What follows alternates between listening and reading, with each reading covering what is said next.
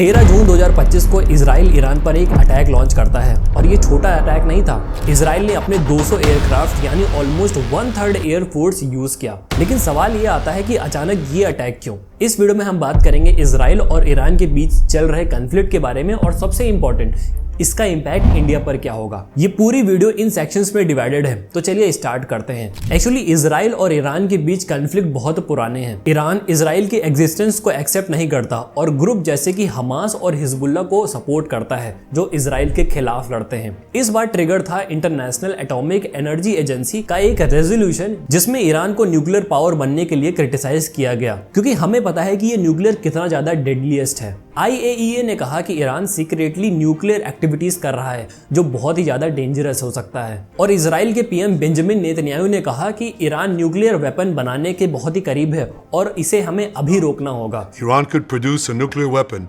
in a very short time. It could be a year, it could be within a few months, less than a year. दोस्तों ये एक pre-emptive strike थी, मतलब Israel ने पहले ही attack करके Iran को न्यूक्लियर पावर बनने से रोक दिया। इजराइल का क्लेम था कि ईरान यूरेनियम को वेपन में चेंज कर रहा है। ये यूरेनियम न्यूक्लियर बॉम्ब बनाने के लिए बहुत ही जरूरी होता है और अगर ईरान को ये न्यूक्लियर बॉम्ब मिल गया तो ये इजराइल के लिए बहुत ही बड़ा खतरा है। IAEA की रिपोर्ट के अकॉर्डिंग ईरान के पास 60% इनरिच्ड यूरेनियम रखा हुआ है जो बहुत ही जल्दी वेपन के फॉर्म में हो जाएगा। ये पहली बार नहीं है, इजराइल ने पहले भी ईरान की न्यूक्लियर साइंटिस्ट को टारगेट किया है, लेकिन इस बार ये एक मिलिट्री एक्शन के फॉर्म में था। ये अटैक ऑपरेशन राइजिंग लायन के नाम से किया गया और इसका गोल था ईरान की न्यूक्लियर और मिलिट्री कैपेसिटी को वीकन करना। ये अटैक छोटे मोटे टारगेट पे नहीं था, ये ईरान के सबसे बड़े न्यूक्लियर और मिलिट्री साइट्स पर था। सबसे बड़ा टारगेट नातांज न्यूक्लियर फैसिलिटी जो कि इस्फहान में है। एनालिस्ट के अकॉर्डिंग ये ईरान की न्यूक्लियर पावर का हार्ट था। और इसके अलावा इजराइल ने और भी अटैक किए, जैसे तमरीज, तेहरान और करमनशाह का military base, missile production facilities जो कि तेहरान में था, और इसके अलावा न्यूक्लियर रिसर्च सेंटर और मिलिट्री साइट्स। शॉकिंगली इजराइल ने ईरान की मिलिट्री कमांडर्स और न्यूक्लियर साइंटिस्ट को भी टारगेट किया। इसमें से कुछ नाम तो बहुत ही ज्यादा बड़े हैं, जैसे हुसैन सालामी जो कि इस्लामिक रेवोल्यूशन गार्ड्स कॉर्प्स का चीफ था, मोहम्मद बाघेरी ये ईरान के आर्म फोर्सेस का चीफ ऑफ स्टाफ था, फरीदौन अब्बासी जो पहले ईरान के एटॉमिक एनर्जी का हेड था, और इसके अलावा अली समखानी ये टॉप पॉलिटिशियन था जो यूएस के साथ न्यूक्लियर टॉक्स हैंडल करता था। ये सारी डेथ ईरान के लिए एक बहुत ही बड़ा झटका है, क्योंकि इससे ईरान की मिलिट्री लीडरशिप अब वीकेंड हो चुकी है। इन सब के जवाब में इजराइल ने 100 से ज्यादा मिसाइल और ड्रोन्स इजराइल पे लॉन्च किए।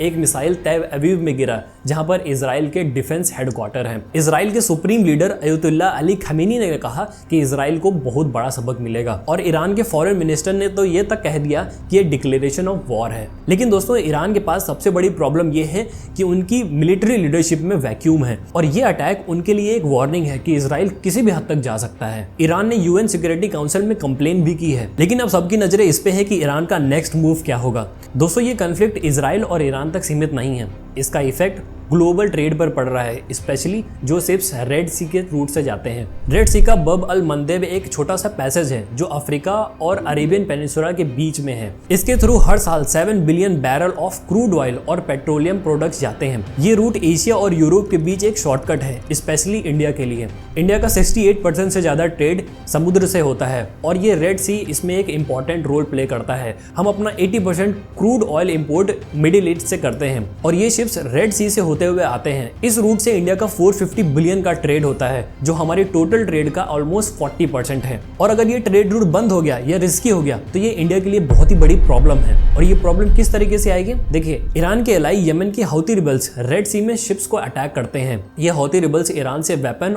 और सपोर्ट लेते हैं और उन्होंने इजराइल लिंक्ड शिप्स को टारगेट करना शुरू कर दिया है। दिसंबर 2023 से अब तक हौती रिबल्स ने 100 से ज्यादा शिप्स पे अटैक किया है, जिसमें ड्रोन, मिसाइल और हाईजैकिंग भी शामिल है। इस वजह से बड़े बड़े शिपिंग कंपनीज रेड सी रूट को अवॉइड कर रही हैं। वो अपनी शिप्स अफ्रीका के केप ऑफ गुड होप्स के अराउंड ले जा रहे हैं, जो 5000-6000 किलोमीटर लंबा रूट है। इससे शिपिंग टाइम 10 से 14 दिन बढ़ गए हैं और कॉस्ट भी 15 से 20% इंक्रीज हो गई है। ये एक्स्ट्रा कॉस्ट इंडिया के एक्सपोर्ट और इंपोर्ट के लिए बहुत ही बुरी खबर है। इससे इंडियन मार्केट में बहुत सारे आइटम्स के प्राइस इंक्रीज हो जाएंगे, ऑयल के प्राइसेस इंक्रीज हो जाएंगे, क्योंकि हमारा 80% क्रूड ऑयल मिडिल ईस्ट से आता है और जो हमारी सप्लाई चेन है वो डिले होगी। गवर्नमेंट डेटा के अकॉर्डिंग इंडिया के एक्सपोर्ट पर ऑलरेडी प्रेशर है। दिसंबर 2024 में एक्सपोर्ट 1.5% गिरे थे और ये कॉन्फ्लिक्ट इसे और बढ़ा देगा। ये कॉन्फ्लिक्ट अगर और ज्यादा बढ़ता है तो फुल स्केल रीजनल वॉर हो सकती है। ईरान के पास हिजबुल्ला, हमास, हौती जैसे ग्रुप्स हैं जो इजराइल के खिलाफ लड़ते हैं और इजराइल के पास यूएस का एडवांस टेक सपोर्ट है। लेकिन दोनों साइड को पता है कि अगर ये वॉर हुई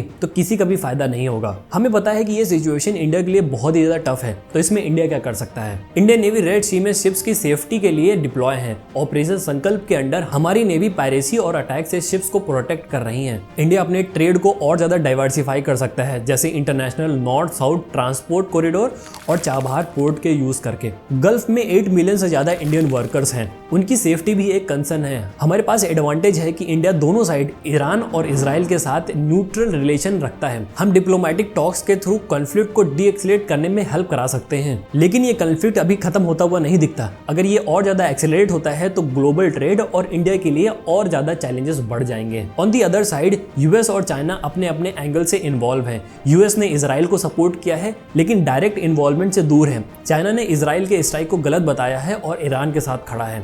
रशिया भी ईरान के साइड दिख रहा है। अब क्वेश्चन ये आता है कि ये वॉर और बढ़ेगा या डिप्लोमेसी से सॉल्व होगा? अपने थॉट और ओपिनियन को कमेंट में शेयर करिएगा। धन्यवाद।